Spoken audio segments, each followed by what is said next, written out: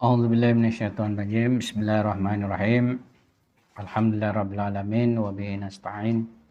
Wassallallahu ala Muhammadin wa ala alihi thayyibin thahirin wa ashabil wa yaminal muntajabin. Pembahasan sebelumnya sudah kita membahas tentang musyarata, muraqabah dan muhasabah. Sesudahnya itu dalam pembahasan berikutnya tentang amalan arba'in atau khalwat.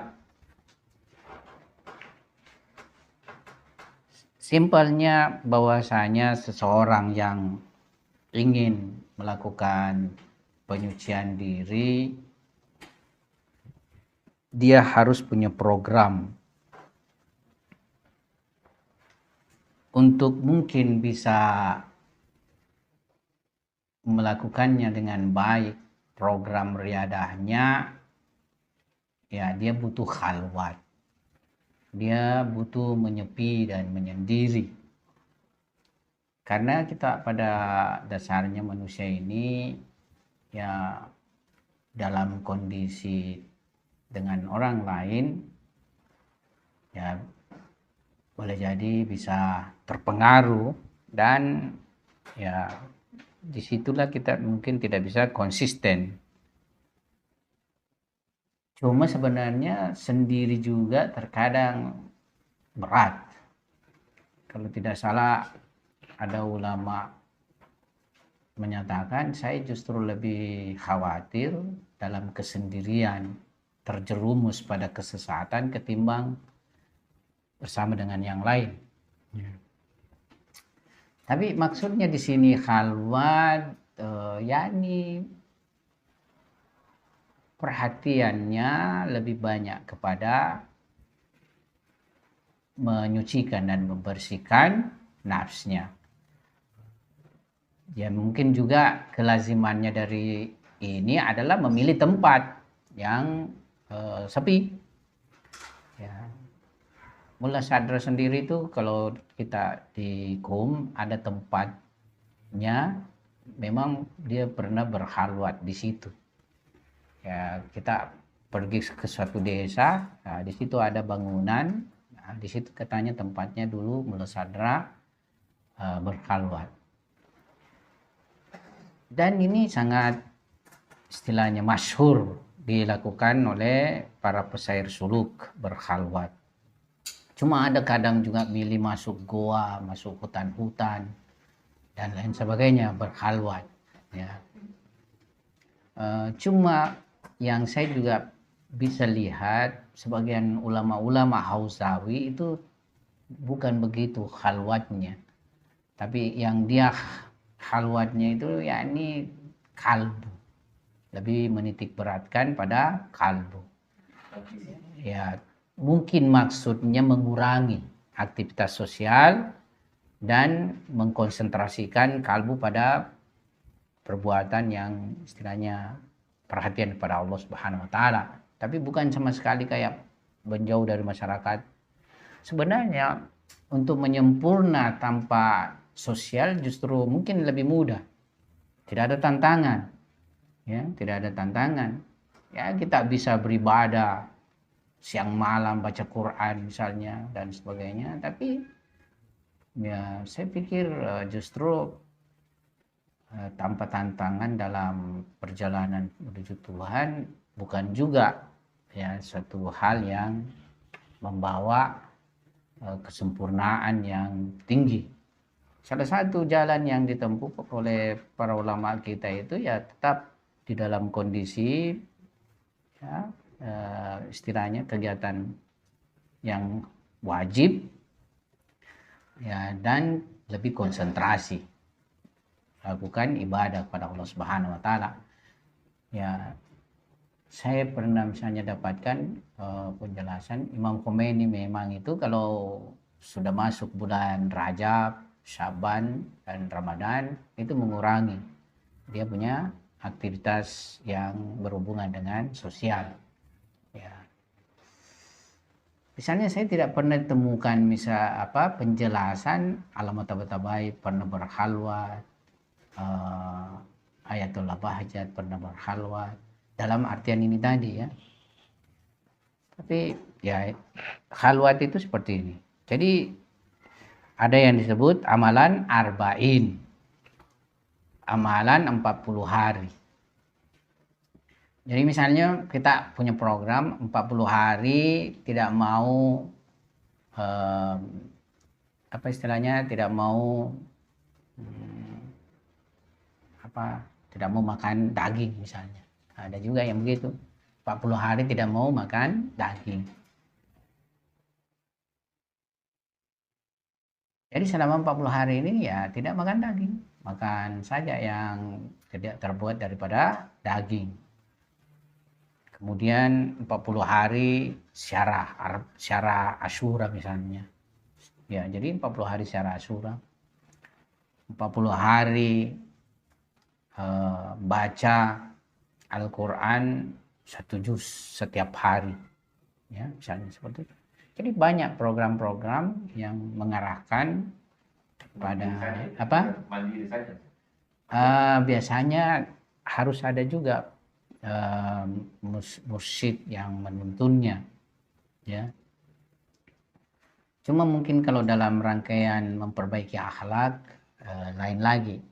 Jadi ada bedanya sair suluk dengan memperbaiki, ada bedanya suluki irfani dengan suluki akhlaki.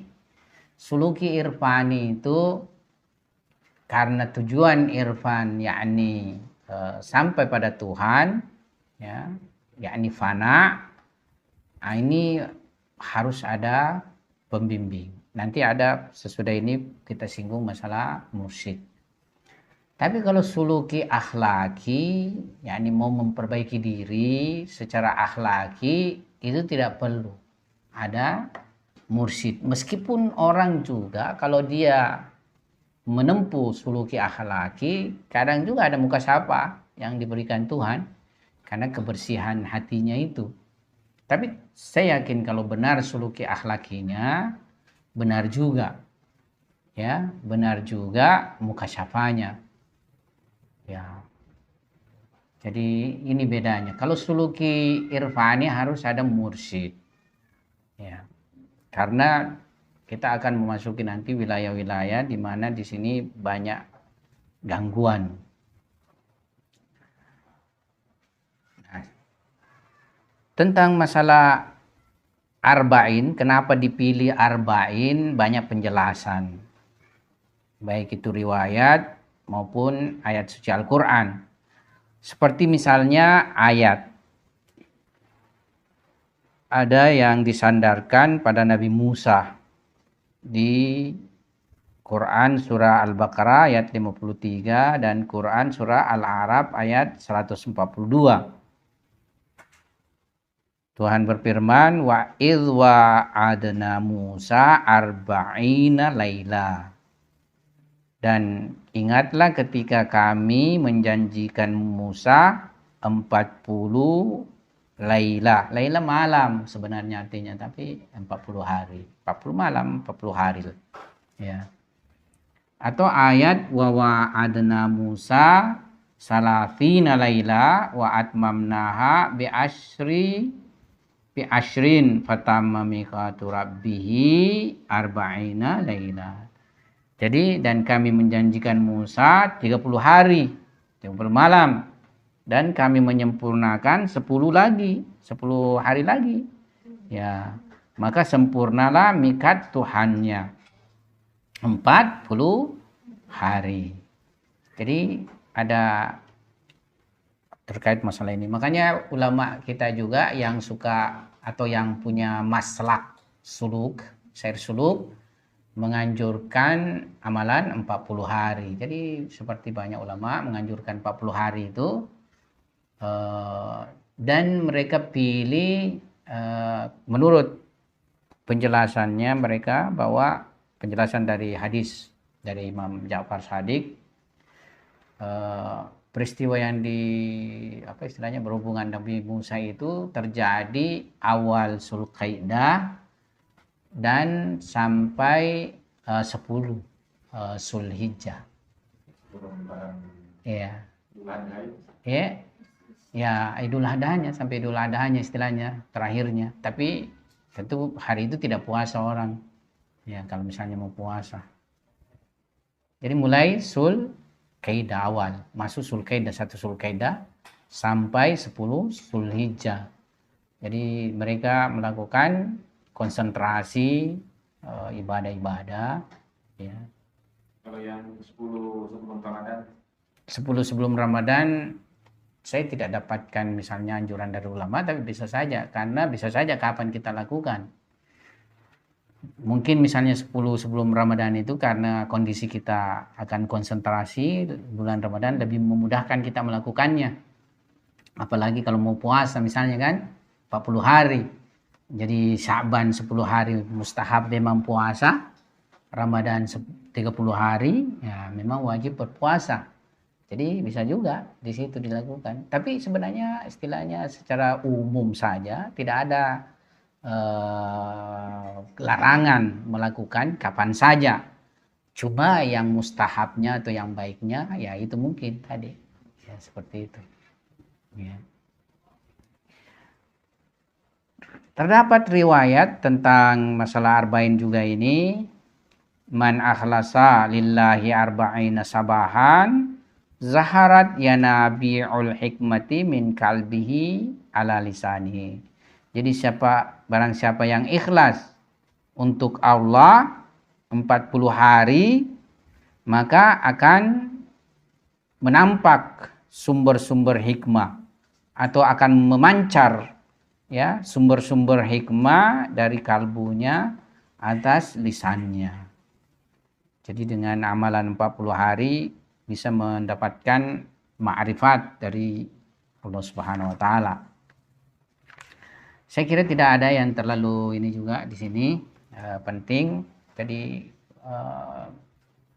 arba'in artinya kita mengambil 40 hari memprogram amalia khusus. Kalau kita yang umum-umum saja, jangan khusus. Seperti misalnya syara Asyura 40 hari, ya, salat malam misalnya, puasa sunnah, tidak ada masalah. Ya.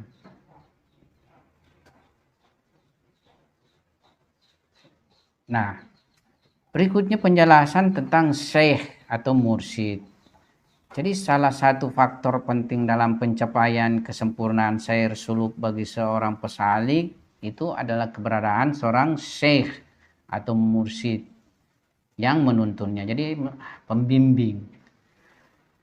Syekh sendiri ini adalah ia yang telah melewati jalan irfan dan memiliki kemampuan ruhani serta kesanggupan menuntun murid di jalan tasawuf. Nah, di sini dalam memilih tentunya syekh itu harus teliti betul, tidak boleh gampang, tidak boleh sembarang. Ya. Dulu saya ingat ada teman-teman kalau dengar berita ada seperti ini dia datangilah, dan ini kadang info-info justru ya tidak terlalu ini positif, malah akhirnya tidak terlalu positif akhirnya. Karena dalam medan ini juga banyak gadungan, banyak syekh gadungan. Jangan begitu. Jadi banyak yang seperti itu karena pengen memikat saja hati orang. Ya kelazimannya biasanya banyak pengikut, banyak juga masalah duniawi. Itu sudah satu itu istilahnya sejalan itu, banyak pengikut, banyak urusan duniawi juga. Ya, jadi banyak orang menjadi gadungan, menjadi syekh gadungan. Nah, khusus misalnya juga tarekat-tarekat sekarang, kadang saya lihat syekh-syekhnya ya harus juga kita teliti secara benar. Apalagi dengan kita sekarang bermazhab Ahlul Bait, ya tentu wilayah spesifik Ahlul Bait berbeda dengan wilayah pada umumnya. Dari segi fikihnya juga berbeda, dari segi ritualnya mungkin juga banyak perbedaannya. Misalnya kita menekankan, jadi seperti anjuran ulama kita, tidak ada itu yang bisa membawa kita dekat kepada Tuhan lebih cepat, yaitu apa istilahnya, dari syara Asyura dengan Al-Quran. Itu dua itu, syara Asyura dengan baca Al-Quran, paling mujarab. Ya, seperti itu. Cuma kan syara Asyura juga kan berat kalau yang 100 itu. Saya tidak pernah mungkin amalkan itu. Ya, 100 salamnya juga. Iya, kan berat sekali itu. Kalau itu di budget panjang sekali. Kalau yang cuma ininya biasanya. Tapi saya kira tanpa pun semuanya itu punya pengaruh sangat baik bagi ruhi kita. Ya. Hafiz berkata, jadi ada perkataan Hafiz, jangan lewati tahapan ini tanpa disertai hidir. Jadi Nabi Hidir ini dipandang sebagai juga syekh, ya, yang menuntun, ya. Jadi Hafiz berkata, jangan lewati tahapan ini tanpa disertai hidir, penuh kegelapan, takutlah dari bahaya kesesatan. Ya, jadi orang berjalan sendiri itu lebih banyak bahayanya. Makanya biasa ada orang tiba-tiba jadi gila, atau misalnya tiba-tiba jadi apa istilahnya, macam-macam ilmu-ilmu kehitaman, ilmu-ilmu hitam misalnya, atau macam-macam lah. Bahkan kadang juga dalam bentuk seperti benar. Ini sebenarnya agak sedikit sensitif, tapi saya mau ungkap. Jadi yang sangat terkenal di Ahlus Sunnah itu Hasan Basri, yang disebut pertama lah orang-orang awal di dalam masalah tasawuf, ya. Ada peristiwa tatkala perang Jamal. Jadi ini hadis di dalam riwayat. Jadi waktu terjadi perang Jamal, Hasan Basri ini memasang dia kisahkan di situ. Jadi dia pasang baju kapan, maksudnya siap untuk mati, ya. Nah, ketika ia ingin berangkat dan bergabung, saya tidak tahu apakah kayaknya dia mau bergabung dengan pasukan Aisyah dalam hal ini, bukan bergabung dengan pasukan Amirul Mukminin atau sebaliknya. Taruhlah. Jadi waktu dia ingin berangkat, dia mendengar suara. Nah, jadi di dalam mukasyafah itu sendiri ada mukasyafah suri, ada mukasyafah ma'nawi. Kalau mukasyafah suri bisa saja misalnya dalam bentuk mendengar atau dalam bentuk menyaksikan dengan mata, ya. Jadi dia mendengar orang yang menyampaikan padanya bahwasanya jangan kamu bergabung dalam peperangan tersebut. Ya, jangan kamu bergabung dalam peperangan tersebut. Artinya jangan kamu ikut dalam peperangan tersebut. Karena yang membunuh dan terbunuh kedua-duanya masuk neraka. Ya. Jadi ini Hasan Basri mengurungkan niatnya kembali. Tidak jadi. Nah, kemudian tidak cuma satu kali, jadi dia lakukan lagi kedua kalinya. Ketika ya sudah pakai lagi pakaian kafan, ya artinya siap untuk mati. Nah, dia mau berangkat, dengar lagi. Mukasyafah dia lagi, dengar lagi. Jangan kau bergabung, jangan kamu ikut dalam salah satu peperangan itu, salah satu kelompok yang berperang itu, misalnya kayak begitu, ya. Jangan kamu bergabung, ya, dalam peperangan itu, karena orang yang membunuh dan dibunuh adalah sama-sama masuk neraka. Ya. Kalau dia memaknai di sini, artinya dia bergabung pun di pasukannya Imam Ali, kalau dia membunuh ataukah dia terbunuh masuk neraka. Ataukah dia bergabung di pasukannya Aisyah, ya, kalau dia membunuh dan terbunuh juga akan masuk neraka, ya. Jadi sebenarnya begini kalau tidak salah. Jadi peristiwanya ini kan Hasan Basri itu ketemu dengan Imam Ali kan. Jadi Hasan Basri itu tidak ketemu dengan Nabi, tapi ketemu dengan sahabat Nabi, Imam Ali misalnya dan lainnya. Jadi dia tergolong tabi'in, kita tergolong sahabat. Jadi dia kalau tidak salah ketemu dengan Imam Ali dan ada kondisi di mana terjadi semacam dialog berdua. Kemudian dia ungkapkan itu. Di sini dia mau menyudutkan Imam Ali. Ya. Jadi ada pandangan negatif kita itu terhadap Hasan Basri meskipun di irfan atau tasawuf itu terkenal sekali karena pernah dia berdialog dengan Imam Ali dan ya dia seolah-olah mau menyudutkan Imam Ali. Ya. Jadi dia ungkaplah itu. Jadi kisah tadi ini yang saya ceritakan sebenarnya ungkapannya Hasan Basri kepada Imam Ali bahwa saya mau bergabung perang, tapi waktu saya mau berangkat saya mendapatkan mukasyafah seperti ini. Nah, Imam Ali bilang seperti ini. Sebenarnya tidak salah yang kau dengarkan itu. Ya. Tapi yang salah ya mauzu'nya istilahnya, subjeknya yang salah. Ya, misdaknya. Yang dimaksudkan di situ membunuh dan terbunuh pasukannya yang satu itu. Pasukannya yang satu itu. Ya, ini pasukannya Aisyah yang membunuh dan terbunuh semuanya masuk neraka. Kalau pasukan imam ya tidak mustahil di situ. Ya, yang terbunuh mati syahid masuk surga, yang membunuh pun membela Islam, memenangkan kebenaran. Ya. Jadi permasalahan ini itu mukasyafah setan. Dia bilang mukasyafah setan itu. Bisa juga masuk di sini. Hah? Mukasyafah setan itu. Ya, sekaliber Hasan Basri itu dimasuk dalam kisah ini. Jadi sekaliber Hasan Basri ini juga dimasuki. Entahlah misalnya setelah itu terjadi perubahan pada dirinya dibimbing Imam Ali itu kan bisa saja. Yang jelas sejarahnya setelah itu kita tidak tahu lagi. Kan begitu.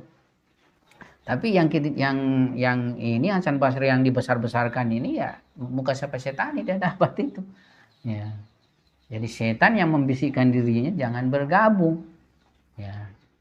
Sebenarnya kalau mukasyafah yang malaikat ya dia memerintahkan mestinya bergabung sama Amirul Mukminin. Ya. Jadi seperti itu. Jadi bahayanya tidak ada mursyid. Makanya kita mursyid di Ahlul Bait yang paling utama adalah Ahlul Bait. Ya, bertawassul apa istilahnya? Kirim salam dan sebagainya, mengikuti arahan dan petunjuk mereka lewat tentunya riwayat-riwayat. Ya.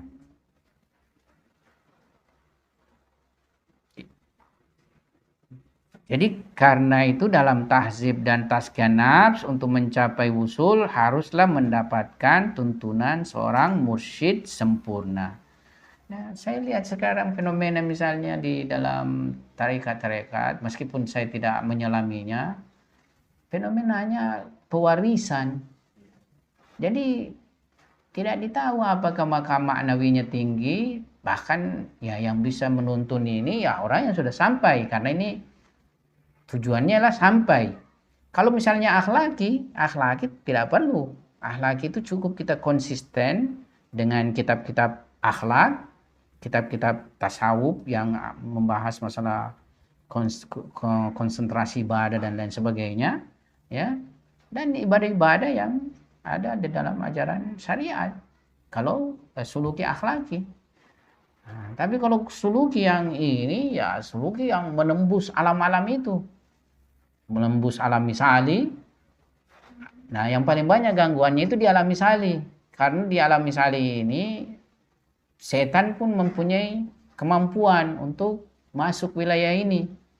Alam misali, belum ma'asum di sini istilahnya. Ya. Yang kayak kita berkhayal-khayal itu alam misali sebenarnya itu. Di dalam filsafat, alam misali dibagi dua. Ada disebut alam misali muttasil bersambung dengan kita. Ada alam misali munfasil yang tidak bersambung dengan kita. Nah, alam misali muttasil itu yang tersambung dengan alam khayal-khayal yang kita itu. Muttasil itu. Ya. Tapi kalau yang mumpasil ya ada realitasnya memang di mana di situ maujud ya mempunyai realitas di situ. Nah, di sini di alam misal ini ya masih sangat ini bahkan lebih bahaya ketimbang alam materi daripada alam materi, alam misal ini. Ya. Berarti yang bisa kita lakukan bukan kita yang saya lakukan suluk akhlaki. Ya kita suluk akhlaki saja dilakukan karena awal yang ya bisa dilakukan apa? ya suluk akhlaki ya paling awal itu lebih banyak istilahnya ingin mengubah sifat-sifat buruk yang ada pada diri kita. Misalnya kalau kita rasakan diri kita bakhil, mau jadi dermawan, ya istilahnya bagaimana kita latih diri kita sedekah, misalnya selalu sedekah, ya. Sedekah tidak perlu banyak, tapi melatih diri. Pasang kotak 2.000 misalnya tiap hari, nanti ya perlahan-lahan mungkin sifat bakhilnya akan hilang. Nah nanti misalnya kalau sudah 1 bulan 2.000 kali 30 menjadi 60.000 itu kita bawa di peringatan doa kumail beli-beli kue. Ya, seperti itu. Ya. Jadi misalnya pemarah ya harus dilatih semua. Ya. Jadi banyak sifat-sifat buruk itu harus sambil terapi-terapi maknawiyahnya, anjurannya seperti Ayatollah Bahjat kita lihat. Kalau mau menghilangkan marah banyak bersalawat. Jadi konsentrasi bersalawat, selawat ya. Kalau misalnya mau menghilangkan bukan riyah ya, ujub dengan riyah. Tapi ujub beda ke. Riyah. Yani suka pamer di dalam beramal itu banyak baca la haula wala quwata illa billah. Ya. Jadi ini juga bisa kita pakai di dalam masalah suluki akhlaki. Ya. Karena ini untuk meskipun hasil dari suluk akhlaki biasanya juga basirah kita bertambah. Basirah kita bertambah. Jadi ma'rifat terhadap masalah kebenaran, masalah penyimpangan dan sebagainya itu. Nanti ada kondisi juga kita kadang itu peroleh, kita belum orang mengutarakan sudah ditahu sebenarnya itu anunya. Ada juga faktor hads itu karena kecerdasan luar biasa orang, jadi dia tahu. Tapi ada juga karena bantuan yang bersifat lain itu. Nah, jadi akhlaki bisa, bahkan bisa sampai tingkat misalnya mukasyafa suri itu didatangi misalnya didatangi misalnya Hazrat Zainab ya, di dalam mimpi ya. Jadi itu bisa dalam kalau misalnya melaksanakan kewajiban supaya bisa tepat waktu atau jawab waktu kayak salat malam juga misalnya. Ya latihan mami awalnya, tapi ada juga terapi-terapi misalnya baca ayat ini, ya ada terapi-terapi baca ayat ini, ya. Tapi yang pertama itu azam, keinginan, ya keinginan. Ya. Kalau kita istilahnya sangat berkeinginan salat malam, nah pesan ke ulama dia bilang niscaya akan kamu dibangunkan itu malaikat. Ya. Pada kondisi tertentu itu ada penguasaan waktu kita. Jadi apa saja kita inginkan kita bisa atur waktu tidur dan bangun kita. Kalau mau misalnya ada mau bepergian bisa bangun jam 3. Tapi kalau salat nggak bisa. Karena itu keinginan tak kuat mau pergi. Makanya tambah kuat keinginan tak untuk bangun salat. Azam tak itu kita tambah ya. Karena kuat sekali keinginannya. Ya. Kalau saya punya pengalaman selalu berdoa malam sama malaikat. Malaikat bangunkan saya jam 5 bangun. Ya. Ada niat. Ya. Kita bantuan ke malaikat. Berapa tahun? Nggak perlu alarm kok. Nggak. Bang, tadi kita alarm nggak bunyi, kita berdiri aja lah. Sekali malam ini dimatikan. Nah, tapi nanti pada suatu kondisi justru kita lebih cepat terus bangun daripada alarm itu. Iya. Kalau sudah ini nih, kuat miazam. Bahkan misalnya kita atur waktu saja, misalnya ngantuk sekali, tapi salat subuh sempit sekali. Kita atur alarm, baru kita tidur kita belum bunyi alarm, bangun begitu. Jadi ada kondisi nanti seperti itu bisa. Azamnya dulu kita ini. Nah, kalau saya lupa itu ayatnya itu menganjurkan ulama siapa, itu siapa saya lupa. Jadi ada memang dibaca sebelum tidur supaya kita bisa terbangun salat malam.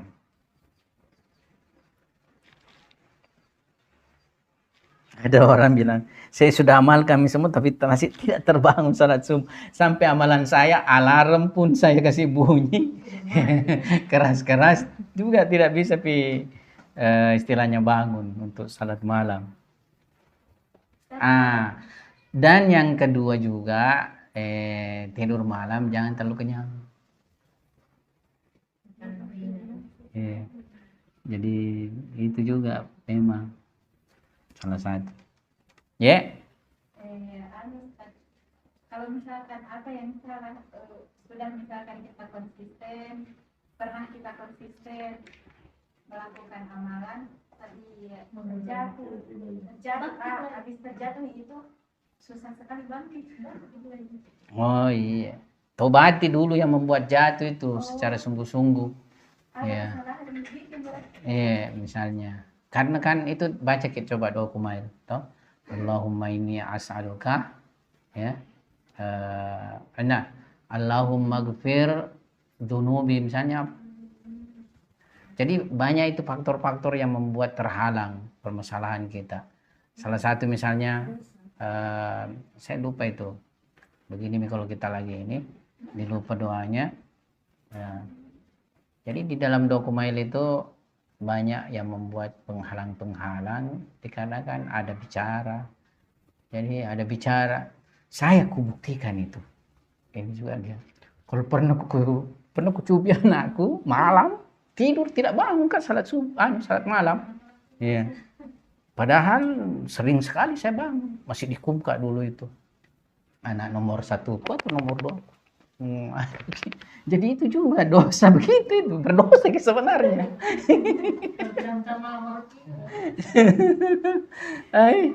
Jadi terbukti saya dan kita itu dalam riwayat Ahlul Bait yang mengerikan itu. Jadi kita itu pencinta Ahlul Bait, kalau ada kesalahan langsung juga akan diberikan ganjarannya. Ada begitunya. Ya, penjelasannya. Ya, supaya cepat bersih itu bagusnya. Toh sih yang cuma ya. Kalau kotor terus mikir juga bahaya juga. Jadi itu lisan apa semualah istilahnya itu bisa menjadi penghalang semua dalam masalah kebaikan. Tadinya misalnya manis kita rasa salat tiba-tiba hilang, ada pasti. Ya. Doa, ini makanan termasuk makanan juga jangan harus di semua. Ya.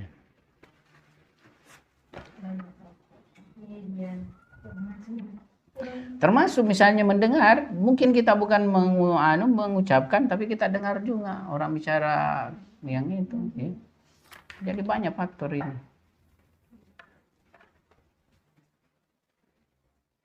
Nah, jadi seorang salik dalam kesempurnaan saik suluknya haruslah berada dalam pancaran bimbingan, bantuan dan pengarahan secara lahir.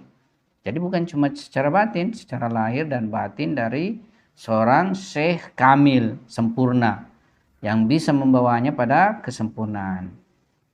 Nah, penekanannya kalau kita di sini, pembimbing utama ini adalah insan kamil, maksumin alaihimussalam. Dan sesudah itu para murid mereka yang berada dalam pancaran Al-Quran dan wilayah yang telah melewati jalan tarekat dan irfani ini. Jadi itu saya muatkan penjelasan di sini. Maksudnya ya jangan sembarang orang mau bertarekat. Ada salah seorang dari Lampung telepon saya. Jadi dia ada ustadz di sana, perkenalkan saya yang suka. Dia masuk tarekat kalau nggak salah Naqsyabandiyah lah. Ya, saya bilang ya begini penjelasannya. Ya, harus dengan jalannya Ahlul Bait. Tapi banyak di kalangan kita itu teman-teman liberal tidak punya penekanan seperti itu. Sembarang saja menurut mereka. Jadi kita bisa juga supi-supi itu. Ya. Ya. Tapi kalau saya dari perkataan ulama-ulama arifnya kita, enggak. Ini masalahnya teman-teman tidak merujuk kepada arif benar, hanya orang pemikir-pemikir saja. Ya. Pemikir-pemikir ya enggak ini istilahnya. Iya. Kalau kita punya ulama memang langsung share suluk serta mendalam ilmunya. Ya. Mereka punya enggak menganjurkan begitu.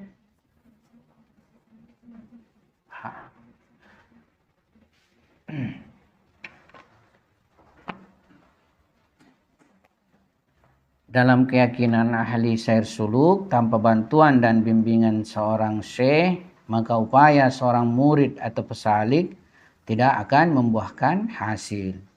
Sebaliknya, seorang syekh atau mursyid memandang bahwa membimbing murid dalam sair suluk adalah suatu taklif dan kewajiban ilahi baginya.